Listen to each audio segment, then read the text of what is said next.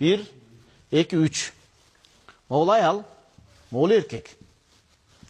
Moğol jat adam, jat erkek. J-E. Jat erkek деген söz. Бұл екеуінің бір-біріне байланышы бар. Ошондо кайсы бир аял затына бир талак берилди. Эки талак эми Ханафи мазхабтачы 3 талак бөлүнүп айтылабы, бир айтылабы, муфтариката муштамиятан күрөсүн арам эле болуп калат бизде. Ал башка бир маселе. Ошон үчүн өз мазхабты эле сүйлөйбүз. Аялга айтор 3-чү талак берилип калса, 2 талак бир берилгенби, бөлүп берилгенби айтор 3-чү талак берилип калса, болду, мол күрөсүн арам болуп калат. Эч бир молда, дүйнөнүн молдасы бир кирип келип, 3 талак түшкөн аялды күрөсүн адалдап бере албайт. Болду, арам. Мунун хурматы хурма муаббада деп айтат. Хурма муаббада деген түбөлүк арам болуп калды. Бир үйдө турганга да кыйын болуп калат булар. Эркек чыгып кетиш керек болот. Идда бүткөнгө чейинчи. Бөтөн эле аял болуп калды бул да. Ортодо 5 баласы, 10 баласы болсо дагы.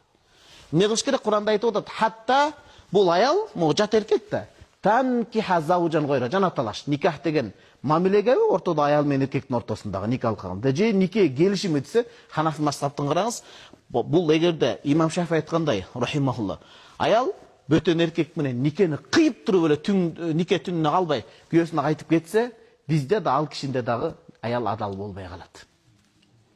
Аял адал болуш үчүн күйөөсү могу менен келип келишим түзбөш керек. Мен 3 талак берип койдум, кел халала кылып койчу деп. Халала деген термин адалдап берип койчу деген сөз. Пайгамбарыбыз саллаллаху алейхи катып айткан ыктыяр китебинде келет. Ла'аналлахул мухаллил вал мухаллала лаху. Аллах таала адалдап берип аткан эркек, мо жат эркек. 3 талагын жокко чыгарып аткан. Вал мухаллал лаху, могу адал кылып аткан бул адам экөө тең каргышка кылат деген. Адалдап бергени менен булардын жашоосунда береке жок деген сөз. Ошон үчүн 3 талак бербеш керек да. Миң, бизде айтып атпайм күйүп кеткеним. Намаз окубайт, илимден кабары жок, чү дегенде 3 талак берет. Бияктан махыр чыкты, бияктан 3 талак чыкты да. Мунун акысы бирок анчалык эмес эле да көп. Демек бул аял келди дагы, карап туруңуз. Эми могул жерде ш деген Имам Шафи рахимаху, х деген Ханафи мазхаб. Шафи мазхаб рахимаху Имам Шафи айткандай алсак, аял никеге туруп эле болду, эми мага талак бер десе, талак берсе бияк барса адал болбой калат. Ал кишиде да бизде дагы. Жок, аны үчүн бул эркек шарт кылбаш керек, макрух тахриман болот Ханафи мазхабта. Адал болгону менен арамга жакын болот, карышка калат. Же аял бул жерден ишти өзү баштабаш керек. Мен күйөөмө 3 талак берип койду, кел дебеш керек. Бул такыр эле билбеген адам, болду эми бактыбыз жок деп, экөө ыйлап сыктап жашоосу болбойт экен деп, жат эркек менен нике кыят. Нике. Андан кийин мы деген мамиле болду, шуну мен түшүнөбүз. Нике кыйылыш керек, анан жашыруу нике өтпөйт. Кадимкидей эле нике кыйыш керек. Күбөлөр менен ата-энеси билип, кадимкидей мамиле болуш керек. Кээ бир өлкөлөрдө айлам алтап жаш баланы киргизип коет. Hem kүйөөсү кызганбасын, эртең жашоосу бузулбасын деп. Күйөөсү кызгансын, анткени ошол өзү 3 талакты өзү берген.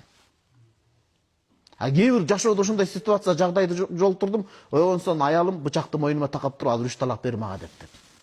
Андай да учурлар болот экен. Андай кылган эртең өкүнүп калса, анда аялга сооп болсун дейт го, жанагындай мааниде. Ал өзү кылган. Неге бычак такайт күйөөсүнө? 3 талак бер деп. Ажырашуу үчүн 1 талак жетишүү негизи, ажырашуу болбосун го, бирок 1 талак жетиштүү болот.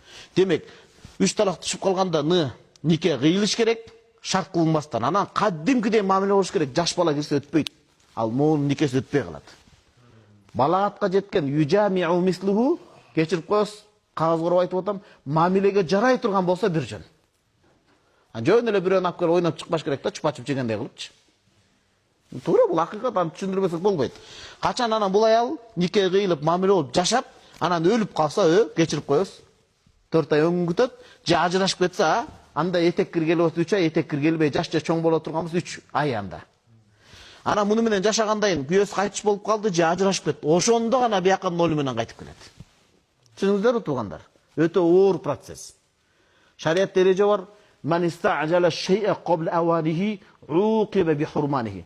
Ким шашылбай турган нерсени шашылыш кылып, шашып жасап алса, өзүнө өзү зыян кылып, эң чоң күнөөнү көтөрүш керек болуп калат. 1 талак бериш керек, ошончо болбой атса, бербесин, бирок 1 талак. 3 талак берди, монча процесске чыдаш керек. Эртең аялынан сен деген бөтөн эркек менен жатып келгенсиң дебеш керек, анткени талакты эркек берип атат ал жерде. Аялдын эч кандай күнөөсү жок. Эмне кылыш керек байкуш? Анда кайтарып анда жо кетсин башка жака.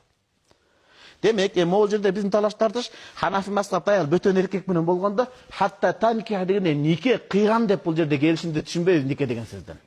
Бизде Ханафи мазхабы эмнени түшүнөбүз? Мамилени түшүнөбүз. Чыктыбы шейхтерим? Кеттик буяка.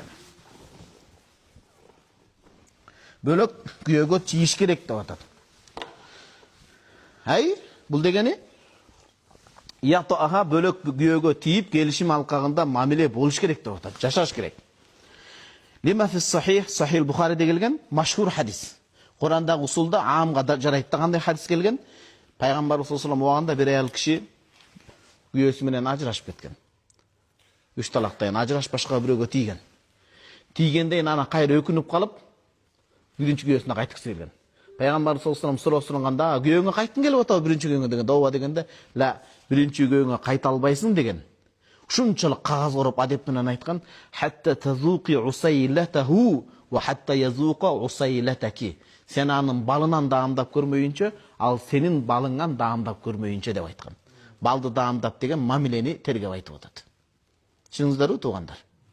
Демек бул жерде машхур хадис Курандагы аятка далил болуп атат дагы, Кудай сактасын, өзгөчө 3 талак түшүп калганда жагдай кыйын болот экен. Бизге керектүү жери нике бул жерде мамиле жөнүндө сөз кетип атат. Вал мураду демек бул жерден жима бардык алымдар керек болсо имам Шафии рахматуллах хадисти моюндап, ооба мамиле максат кылынып атат дейт.